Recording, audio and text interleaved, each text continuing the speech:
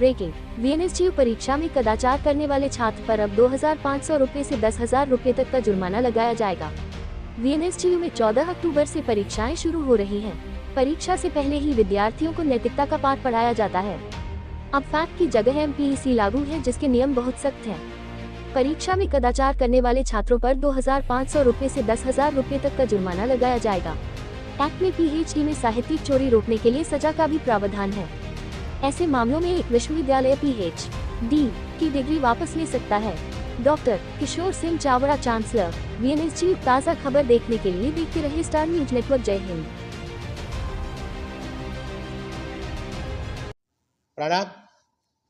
આપણી વીર નર્મદ દક્ષિણ ગુજરાત યુનિવર્સિટીની શૈક્ષણિક વર્ષ 24-25ની ઓક્ટોબરથી ડિસેમ્બર સુધી ચાલનારી યુનિવર્સિટી પરીક્ષા માટે કુલ 18 ટીમ 120 સભ્યોની બનાવવામાં આવી છે। તેઓ આકસ્મિક રીતે 200 કરતાં વધારે યુનિવર્સિટી પરીક્ષાના કેન્દ્રો પર એ પોતાની ગેરરીતિ અંગે એ તપાસ કરશે અને આ અંગે જે કંઈ ગેરરીતિ પકડાશે તેઓ તરત જ ઓનલાઈન માધ્યમથી યુનિવર્સિટીને જાણ કરશે। આ ઉપરાંત યુનિવર્સિટીનો પોતાનો તમામ 200 સેન્ટરના આઈપીથી કનેક્ટેડ છે, જેથી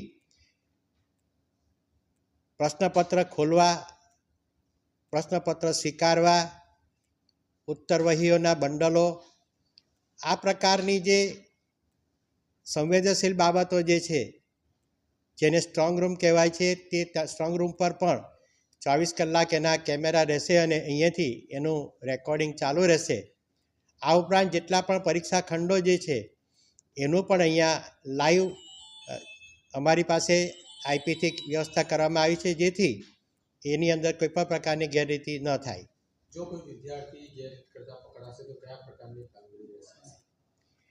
જો કોઈ વિદ્યાર્થી ગેરરીતિ કરતાં પકડાશે તો સ્ટેટ્યુટના આપેલી યુનિફોર્મ વ્યવસ્થા મુજબ વિદ્યાર્થીને ₹2500થી શરૂ કરીને 10,000 કરતાં વધારે પણ દંડ કરવાની એની જોગવાઈ કરવામાં આવી છે। એટલે કે ખૂબ મોટા આર્થિક દંડની જોગવાઈ કરવામાં આવી છે, જેથી વિદ્યાર્થીઓને પણ ખાસ વિનંતી કે આ મોટા આર્થિક દંડથી બચવા અને આ પ્રકારની ગેરરીતિથી તેઓ દૂર રહે।